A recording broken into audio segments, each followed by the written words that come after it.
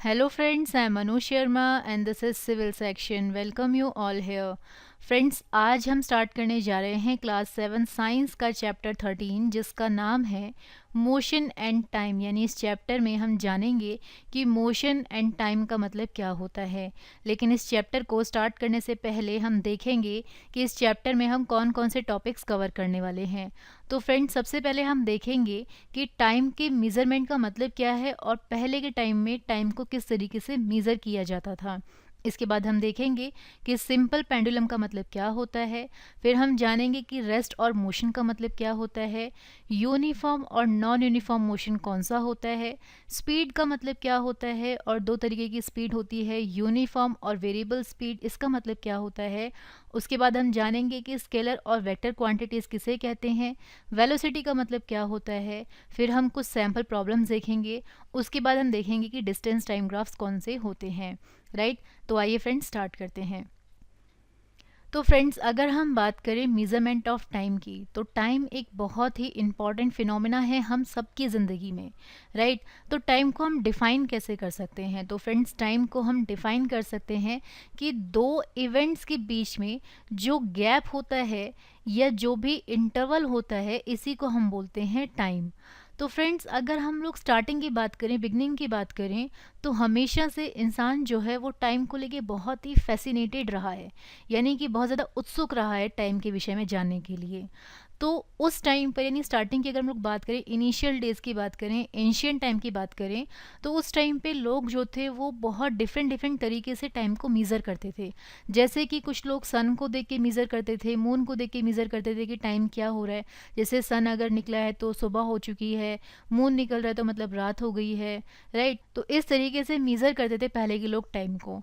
उसके बाद फिर कुछ क्लॉक्स बन के आए और वो जो क्लॉक्स होते थे उनका भी अपना एक हिस्टोरिकल इम्पॉर्टेंस होता था। जैसे कि सनडायल, आपने बहुत सुना होगा इसका नाम। तो इसके अलावा वाटर क्लॉक्स होते थे, सैंड क्लॉक्स होते थे, बर्निंग कैंडल क्लॉक्स होते थे। राइट, तो ये कुछ डिफरेंट डिफरेंट टाइप के क्लॉक्स हुआ करते थे। इसके अलावा जो हिस्टोरिकल सनडायल्स हैं उसको डिज़ाइन किया था महाराजा जयसिंह टू ने, जो कि जयपुर के महाराज थे। और ये जो सनडायल है इसको अभी भी हम लोग देख सकते हैं जयपुर में, दिल्ली, उज्जैन, वाराणसी में। राइट, तो ये डिफरेंट डिफरेंट तरीके थे लोगों के टाइम को मेज़र करने के। लेकिन अगर हम आज की बात करें तो आज मॉडर्न टाइम है और आज के टाइम में एडवांस्ड क्लॉक और वॉचेस जो हैं वो बन चुकी हैं।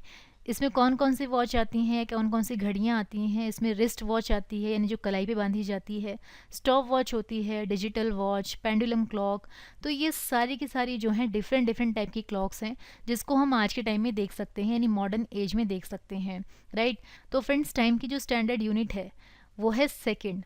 और स्टैंडर्ड यूनिट का मतलब क्या होता है, एक ऐसी यूनिट जो यूनिवर्सली एक्सेप्टेबल होती है, यानी जिसको हर जगह पे इस्तेमाल किया जाता है, पूरे विश्व में इसको इस्तेमाल किया जाता है। यानी कि टाइम की यूनिट जो है उसको सेकंड माना जाता है, उसी को बोलते हैं स्टैंडर्ड इंटरनेशनल यूनिट या फिर एसआई यूनिट। राइट, इसके बाद अगर हम लोग लार्जर यूनिट की बात करें, यानी कि सेकेंड जो है वो सबसे छोटी यूनिट है टाइम की। और इसके बाद आता है मिनट, यानी कि मिनट जो है वो सेकंड से बड़ा होता है। मिनट से बड़ा होता है आर, आर से बड़ा होता है डे, फिर मंथ और ईयर। तो ये क्या है, ये टाइम के डिफरेंट डिफरेंट यूनिट्स हैं, ये लार्जर यूनिट्स में काउंट किए जाते हैं। राइट, और जो स्मॉलेस्ट टाइम इंटरवल्स होते हैं नॉर्मली उसको 1 सेकेंड, जो 1 सेकेंड की जो वॉचेस होती हैं उन पर उनको मेज़र किया जाता है। तो आपने देखा होगा जो स्टॉप वॉच वगैरह होते हैं उसमें नॉर्मली सेकेंड के हिसाब से ही वॉच जो है वो चल रही होती है। इसके अलावा जो क्लॉक्स होती हैं यानी जो घड़ियाँ होती हैं या जो वॉचेस होती हैं, इनका जो वर्किंग प्रिंसिपल है वो मोस्टली पीरियोडिक मोशन पर डिपेंड करता है। यानी कि पीरियोडिक मोशन का मतलब क्या होता है कि एक पर्टिकुलर टाइम पीरियड के बाद ये मूव करती हैं। राइट, तो जो सिंपल पेंडुलम का मोशन होता है ना उसी को पीरियोडिक मोशन कहा जाता है। अब ये सिंपल पेंडुलम क्या है, तो फ्रेंड्स इसको भी हम देखते हैं हमारी नेक्स्ट स्लाइड में कि सिंपल पेंडुलम का मतलब क्या होता है। फिलहाल आप ये याद रखें कि जो सिंपल पेंडुलम पर मोशन चलता है उसी को हम पीरियोडिक मोशन कहते हैं। और जितनी भी वॉचेस होती हैं, जितनी भी क्लॉक्स होती हैं, उनका वर्किंग प्रिंसिपल जो होता है वो पीरियोडिक मोशन ही होता है, यानी कि वो पीरियोडिकली ही मूव करती हैं। राइट, तो फ्रेंड्स आई होप आपको समझ आ गया होगा कि टाइम का मेज़रमेंट का मतलब क्या है। अब हम देखते हैं हमारी नेक्स्ट स्लाइड, जिसमें हम बात करेंगे सिंपल पेंडुलम के बारे में कि ये क्या होता है। तो फ्रेंड्स, सिंपल पेंडुलम क्या होता है, इसके अंदर एक छोटी सी मेटेलिक सॉलिड स्फीयर बना होता है और वो एक धागे से, यानी कि एक धागा होता है पतला सा, सिल्क थ्रेड जो होता है उससे बना हुआ होता है वो, और इस पे एक मेटल का सॉलिड स्फीयर बना हुआ होता है, राइट। तो इसी को हम लोग बोलते हैं पेंडुलम। तो ये जो बॉल होती है ना मेटल की, ये वाली, इसको क्या बोलते हैं, इसको बॉब कहा जाता है, राइट। This is Bob.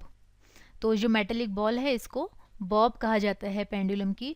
और ये जो बॉब है यानी पेंडुलम का ये जो मेटेलिक बॉल है या जो सॉलिड स्फीयर है, ये क्या होता है, ये अपनी साइड से डिस्प्लेस होता है, यानी कि यहाँ से ये मूव करता है, कभी इस तरफ कभी इस तरफ। तो इस मोशन को, यानी कि कभी ये बॉब जो है, ये जो मेटेलिक स्फीयर है, एक बार इस तरफ जाता है और फिर इस तरफ जाता है, राइट। तो इसको टू एंड फ्रो मोशन कहा जाता है, टू एंड फ्रो मोशन इसको कहा जाता है, राइट। तो ये जो होता है अपनी मीन पोजीशन से मूव करता है। अब मीन पोजीशन का मतलब क्या है, तो फ्रेंड सपोज करिए ये सिल्क थ्रेड है और इस पर एक बॉब बना हुआ है। बॉब क्या है, मेटल का एक स्फीयर है, राइट। तो अगर हम इसको मानते हैं कि इसकी मीन पोजीशन जो है वो ओ है, तो ये क्या करेगा, ये यहाँ से मूव करके ए पर जाएगा, हम सपोज करते हैं यहाँ पर ए है, और फिर ये मूव करके बी पर जाता है, राइट। और बी से मूव करके वापस ये ए पर आता है। तो जब ओ से ए पर गया, फिर वापस ओ पर आया, फिर ओ से बी पर गया, फिर वापस आया। तो जब वो अपनी मीन पोजीशन से जाकर वापस उसी पर आ जाता है, तो इसको हम लोग बोलते हैं ऑसिलेटरी मोशन। मीन पोजीशन यानी कि जो उसकी रियल पोजीशन है, मीन पोजीशन जो है उसकी, उसी को हम बोलते हैं मीन पोजीशन। और जब ये यहाँ से मीन पोजीशन से जाके वापस मीन पोजीशन पर आता है, तो इसको हम बोलते हैं ऑसिलेटरी मोशन, राइट। और ये एग्जाम्पल है पीरियोडिक मोशन का, तो पीरियोडिक मोशन या फिर ऑसिलेटरी मोशन कहा जाता है। तो फ्रेंड्स, जब ये बॉब यानी कि ये जो मेटल का स्फीयर है, ये अपनी मीन पोजीशन से हटकर वापस अपनी मीन पोजीशन पर आ जाता है, तो इसको हम बोलते हैं वन ऑसिलेशन, यानी कि एक ऑसिलेशन इसने कंप्लीट किया।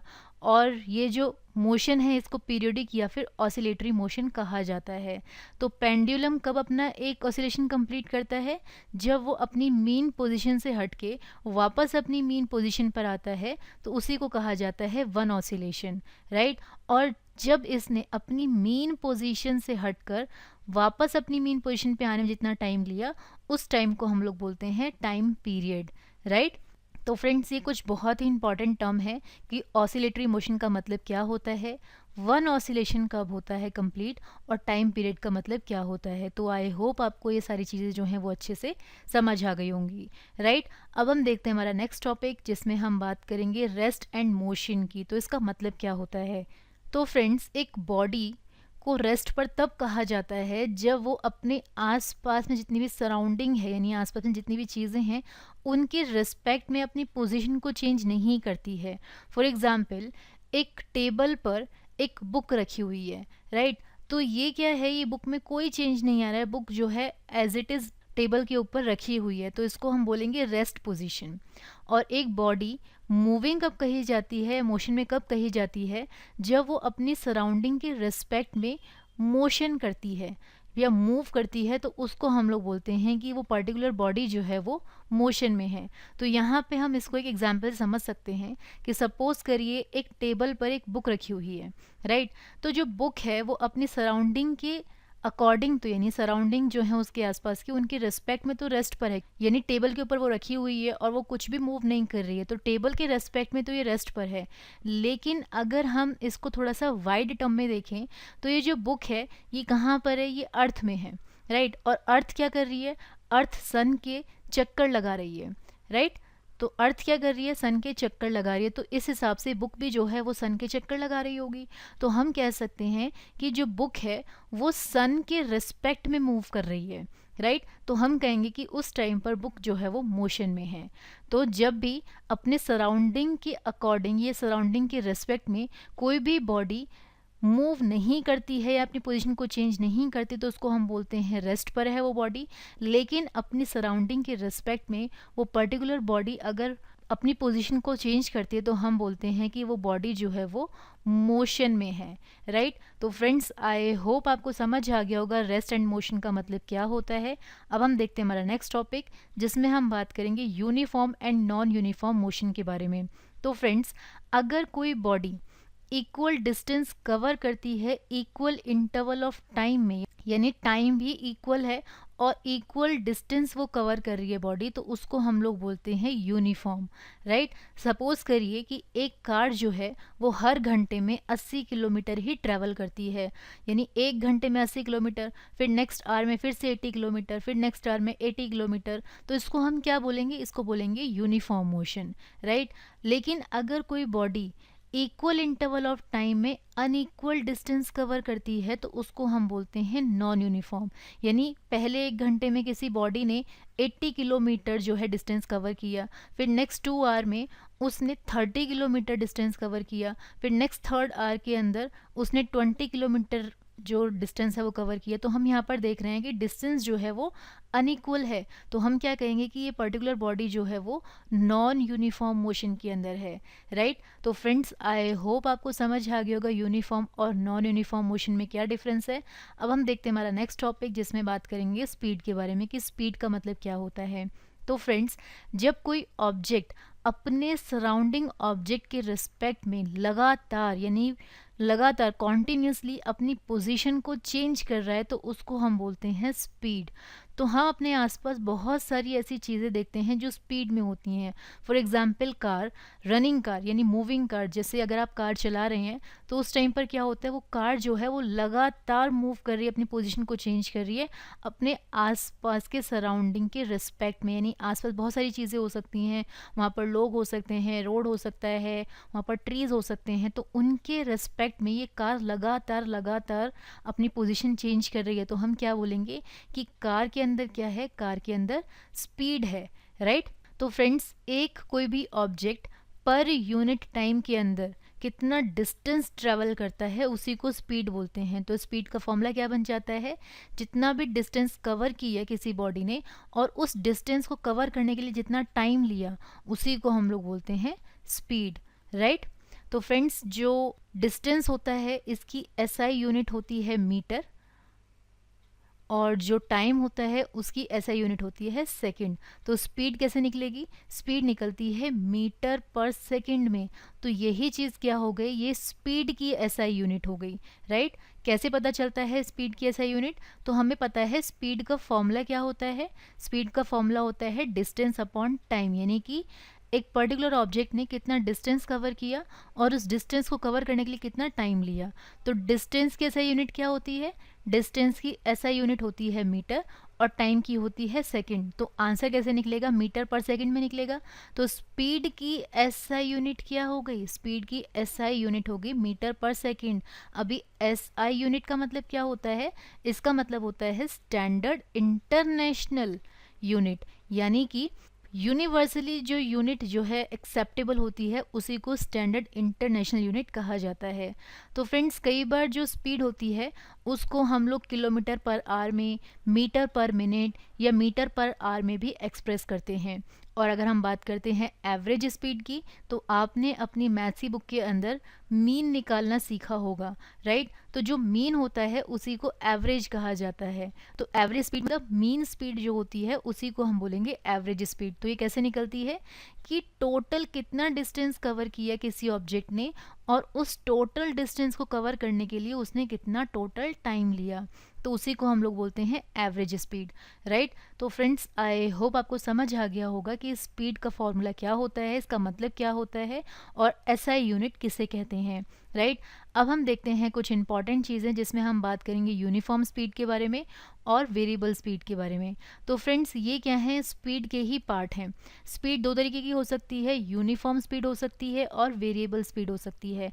तो फ्रेंड्स, जैसे कि नाम से ही पता चल रहा है कि कोई बॉडी जब मूव करती है तो वो इक्वल इंटरवल ऑफ टाइम में इक्वल डिस्टेंस को कवर करती है, राइट। तो कोई भी बॉडी अगर इक्वल इंटरवल ऑफ टाइम में इक्वल डिस्टेंस कवर करती है तो उसको हम बोलते हैं यूनिफॉर्म स्पीड। जैसे कि कोई कार है वो एक घंटे में 80 किलोमीटर कवर करती है, सेकेंड आवर में फिर 80 किलोमीटर कवर किया, राइट। तो इस तरीके से जब कोई भी बॉडी मूव करती है तो उसको बोलते हैं यूनिफॉर्म स्पीड। तो सपोज करिए एक कार रन करती है 36 किलोमीटर पर आवर के हिसाब से, यानी कि 1 घंटे में किसी कार ने 36 किलोमीटर जो है वो डिस्टेंस कवर किया है।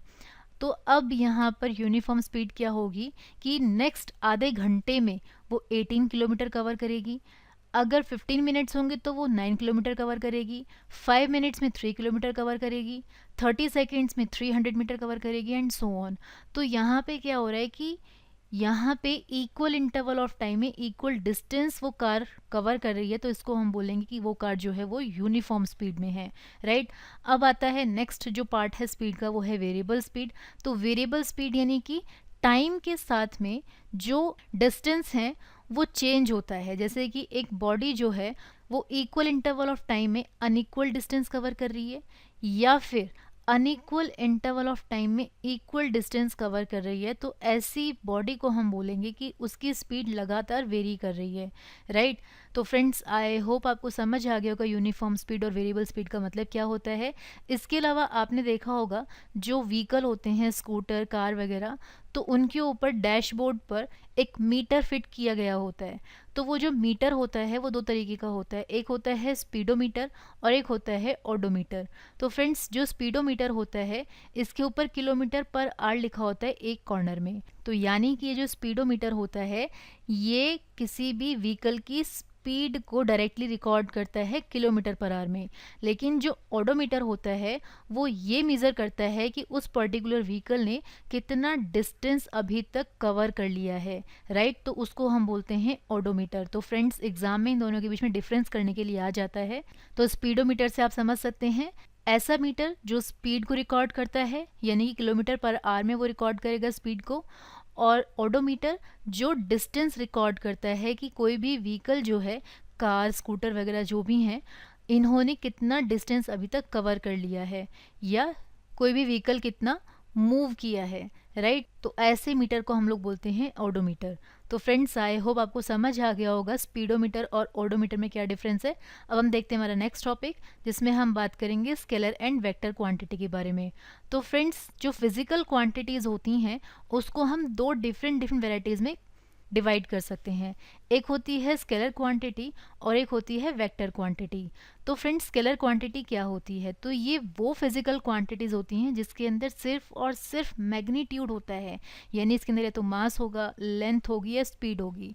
लेकिन जो वेक्टर क्वांटिटीज़ होती हैं ये ऐसे फिजिकल क्वांटिटीज़ होती हैं जिसके अंदर मैग्नीट्यूड तो होता ही होता है, इसके अंदर डायरेक्शन भी होता है, राइट। मतलब यहाँ पे ये तो होगा ही होगा कि किसी भी बॉडी ने कितना डिस्टेंस कवर किया, साथ में किस डायरेक्शन में उसने डिस्टेंस कवर किया वो भी इसमें अगर मौजूद हो, बताया गया हो, तो वेक्टर क्वांटिटी होती है।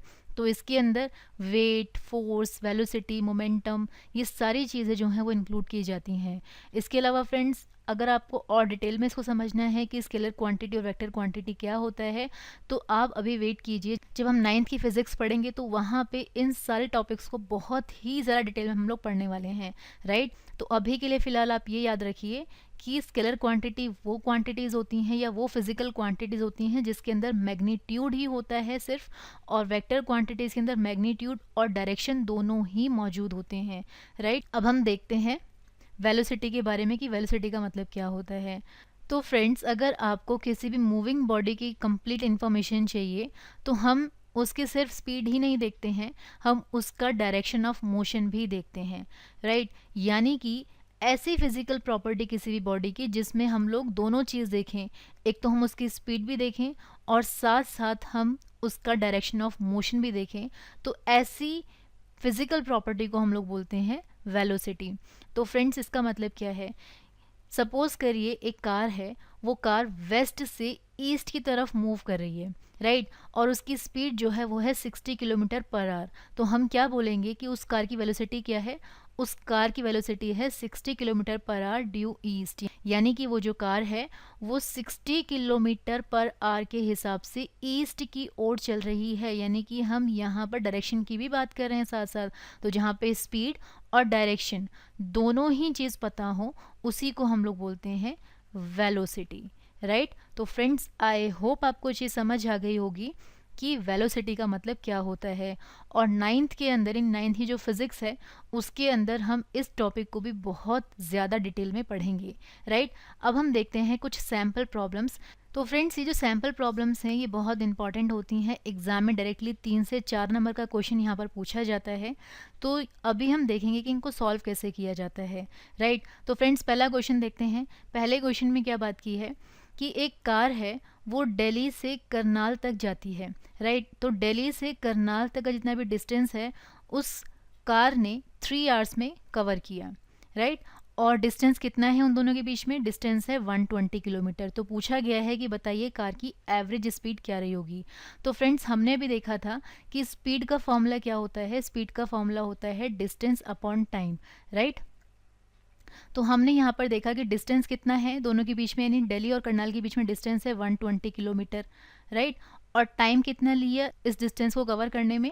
वो है 3 आवर्स। तो पहले हमें देखना पड़ेगा कि जो स्पीड की एसआई यूनिट है क्या वो बन रही है। तो फ्रेंड्स, यस, स्पीड की एक एसआई यूनिट जो होती है वो होती है किलोमीटर पर आवर। तो किलोमीटर पर आवर अगर हम लोग देखें तो डिस्टेंस किलोमीटर में है और टाइम यहाँ पर आवर में है, तो हमें कुछ भी चेंज करने की ज़रूरत नहीं है, हम डायरेक्टली इसको सॉल्व कर सकते हैं। तो जब आप इसको स्टैंडर्ड फॉर्म में लेके आएंगे तो आपके पास यहाँ पे कितना आएगा? यहाँ पे आएगा 40 किलोमीटर पर आवर। तो स्पीड कितनी होगी? 40 किलोमीटर पर आवर, राइट। यानी कि 1 घंटे में 40 किलोमीटर डिस्टेंस जो है वो कवर किया गया होगा। ये है एवरेज स्पीड किसी भी कार की। अब हम देखते हैं क्वेश्चन नंबर 2। क्वेश्चन नंबर 2 में क्या बात की गई है कि एक बॉय है, वो साइकिल से अपने घर से स्कूल की तरफ जाता है और उस टाइम पर उसकी स्पीड कितनी है? उसकी स्पीड है 18 किलोमीटर पर आवर और वो वहाँ पर 20 मिनट में पहुँच जाता है, यानी कि आपको यहाँ पर टाइम दे दिया। तो उसने पूछा है कि बताओ उसका जो स्कूल है उसके घर से कितनी दूरी पर है, यानी हमसे यहाँ पर क्या मांगा गया है? डिस्टेंस मांगा गया है। तो फ्रेंड्स, जैसे कि हम जानते हैं कि जो स्पीड का फॉर्मूला होता है वो होता है डिस्टेंस अपॉन टाइम, राइट। तो हमें यहाँ पर क्या क्या चीज़ गिवन है? तो फ्रेंड्स, हमें यहाँ पे स्पीड गिवन है। स्पीड कितना गिवन है? 18 किलोमीटर पर आवर, राइट। हमें डिस्टेंस नहीं दिया हुआ क्योंकि उसने हमसे डिस्टेंस मांगा है। और टाइम उसने कितना दिया? हमें टाइम दिया है 20 मिनट्स, क्योंकि बॉय ने कितना टाइम लिया अपने घर से स्कूल पहुंचने में? 20 मिनट्स का टाइम लिया। तो फ्रेंड्स, अगर आप यहाँ पे देखेंगे तो यहाँ पे जो यूनिट लिखी गई है स्पीड में वो है किलोमीटर पर आवर, लेकिन टाइम हमको गिवन है मिनट के अंदर, राइट। तो पहले हमें इस मिनट को आवर में कन्वर्ट करना पड़ेगा। तो जब भी हम टाइम को यानी कि मिनट को आवर में कन्वर्ट करते हैं तो हम कितने से डिवाइड करते हैं? उसको 60 से डिवाइड करते हैं। रीज़न क्या है? रीज़न ये है कि 1 घंटे के अंदर 60 मिनट्स होते हैं। तो जब हम 20 मिनट्स को कन्वर्ट करेंगे आवर में तो हम डिवाइड करेंगे 60 से, राइट। तो हमारे पास कितना आ जाएगा टाइम? हमारे पास आ जाएगा 1/3 आवर, राइट। अब हम क्या करेंगे? वैल्यू पुट करते हैं। तो फ्रेंड्स, आप यहाँ पर देख सकते हैं ये तो हो जाएगा 18 kilometre per hour speed. Distance हमें नहीं पता, लेकिन हमें पता है कि जो टाइम है वो कितना है? 1/3 आवर, राइट। अभी यहाँ पर देखें कि ये चीज़ डिवाइड हो रही है। तो जब भी हम इक्वल के दूसरी तरफ किसी वैल्यू को लेकर जाते हैं तो वहाँ पर क्या होता है? मल्टीप्लाई होता है। तो 18 के साथ में 1/3 क्या हो जाएगा? मल्टीप्लाई हो जाएगा और हमारे पास डिस्टेंस निकल कर आ जाएगा। तो डिस्टेंस क्या आएगा हमारे पास? 3 6 18, यानी कि डिस्टेंस कितना आ गया? 6 किलोमीटर, राइट। तो फ्रेंड्स, आई होप आपको ये चीज़ समझ आ गई होगी कैसे हम इन क्वेश्चन को सॉल्व करते हैं। अभी हम 2 सैम्पल प्रॉब्लम और देख लेते हैं जिससे आपके डाउट्स जो हैं बिल्कुल ही क्लियर हो जाएंगे। अब हम देखते हैं थर्ड क्वेश्चन। तो फ्रेंड्स, इसमें क्या बात की गई है? इसमें कहा है कि एक आदमी है, वो टोटल डिस्टेंस कवर करता है अपनी कार से 750 किलोमीटर का और उस टाइम पर उसकी एवरेज स्पीड है 50 किलोमीटर पर आवर। तो पूछा गया है कि बताओ उसने कितने टाइम में ये डिस्टेंस को कवर किया गया होगा। तो फ्रेंड्स, हम जानते हैं कि एवरेज स्पीड का जो फॉर्मूला होता है वो होता है total distance covered upon total time taken, right. तो एवरेज स्पीड हमें कितनी दी गई है? 50 किलोमीटर पर आवर दी गई है, राइट। टोटल डिस्टेंस कितना दे रखा है? 750 किलोमीटर दे रखा है, लेकिन टाइम हमें नहीं पता। तो पहले हम देखते हैं कि स्पीड यहाँ पर किलोमीटर पर आवर में है और डिस्टेंस भी किलोमीटर में दे रखा है, तो हमें कन्वर्ट करने की ज़रूरत नहीं है। लेकिन अगर ये मीटर में दिया होता तो हमें कन्वर्ट करना पड़ता है किलोमीटर के अंदर, राइट। अब हम देखते हैं कि आगे कैसे सॉल्व करेंगे। तो फ्रेंड्स, इस टाइम पर हम लोग क्रॉस मल्टीप्लाई करते हैं। तो क्रॉस मल्टीप्लाई में क्या होगा कि जो टाइम है वो इस तरफ आ जाएगा और जो डिस्टेंस है वो यहाँ आ जाएगा। तो फॉर्मूला क्या बनेगा? फॉर्मूला बनेगा डिस्टेंस अपॉन स्पीड, राइट। तो डिस्टेंस कितना है हमारे पास में 750 और स्पीड हमारे पास कितनी है 50 किलोमीटर पर आवर। तो यहाँ पे जब आप इसको सॉल्व करेंगे यानी स्टैंडर्ड फॉर्म में कन्वर्ट करेंगे तो आपके पास जो आंसर आएगा वो होगा 15 आवर। यानी कि उस आदमी ने जो डिस्टेंस कवर किया है 750 किलोमीटर का वो कितने टाइम में किया है? वो 15 आवर्स में कवर किया है, राइट। तो फ्रेंड्स आई होप आपको ये चीज़ भी समझ आ गई होगी। अब हम देख लेते हैं लास्ट क्वेश्चन, एक और सैम्पल प्रॉब्लम है ये। तो इसमें दिया गया है कि एक बॉय है वो 10 सेकेंड में 50 मीटर कवर करता है, नेक्स्ट 10 सेकेंड्स में 40 मीटर कवर करता है और लास्ट 10 सेकेंड्स में 30 मीटर कवर करता है। तो बताओ उस बॉय की एवरेज स्पीड क्या रही होगी? तो फ्रेंड्स हमें पता है कि एवरेज स्पीड का जो फॉर्मूला होता है वो होता है total distance covered upon total time taken, right. तो टोटल डिस्टेंस कितना कवर किया तो देख लेते हैं यहाँ पे 50 metre plus 40 metre plus 30 metre, right. और टाइम कितना लिया total 10 seconds plus 10 seconds plus 10 seconds. तो यहाँ पर कितना आंसर आएगा 120 अपॉन 30, राइट। तो यहाँ पे ये जो डिस्टेंस है ये मीटर में है और जो टाइम है वो सेकंड में है। तो हम जानते हैं कि स्पीड का जो फॉर्मूला होता है या ऐसा यूनिट जो होती है वो मीटर पर सेकंड में होती है। तो यानी कि ये बिल्कुल सही यूनिट से रखी हैं, तो हमें इसमें कुछ भी कन्वर्ट करने की ज़रूरत नहीं है। हम डायरेक्टली इसको स्टैंडर्ड फॉर्म में कन्वर्ट करेंगे और हमारे पास स्पीड निकल के आ जाएगी, वो है 4 मीटर पर सेकेंड, राइट। तो फ्रेंड्स जो उस बॉय की एवरेज स्पीड रही होगी वो रही होगी 4 मीटर पर सेकेंड की। तो आई होप आपको ये क्वेश्चंस जो हैं वो समझ आ गए होंगे, क्योंकि ये क्वेश्चन डायरेक्टली एग्जाम में पूछे जाते हैं, 3 से 4 नंबर के क्वेश्चंस आते हैं, तो इसके बारे में पता होना चाहिए, राइट।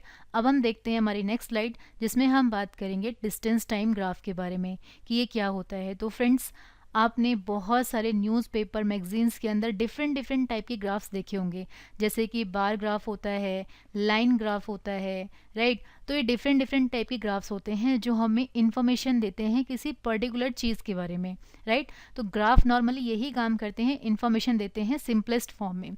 तो फ्रेंड्स जब कोई भी body equal interval of time में इक्वल डिस्टेंस कवर करती है तो उसको हम बोलते हैं यूनिफॉर्म मोशन, राइट। तो जो डिस्टेंस टाइम ग्राफ है वो हमें ये बताता है कि जो कोई भी ऑब्जेक्ट है उसने कितना डिस्टेंस कवर किया है डेफिनेट टाइम इंटरवल्स में।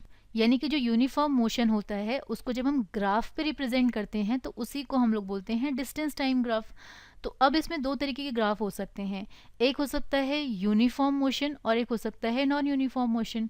तो फ्रेंड्स यूनिफॉर्म मोशन कौन सा होता है? जब ग्राफ स्ट्रेट लाइन से रिप्रेजेंट होता है तो उसको बोलते हैं यूनिफॉर्म मोशन। यानी कुछ इस तरीके से ये एक ग्राफ है और यहाँ पे जब इस तरीके से स्ट्रेट लाइन चलती है तो इसको हम बोलते हैं यूनिफॉर्म मोशन।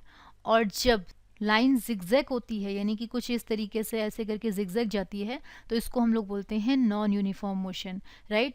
तो जब हम यूनिफॉर्म मोशन को ग्राफ पे शो करते हैं तो वो यूनिफॉर्म मोशन का ग्राफ हो जाता है, यानी यूनिफॉर्म मोशन का डिस्टेंस टाइम ग्राफ हो जाता है।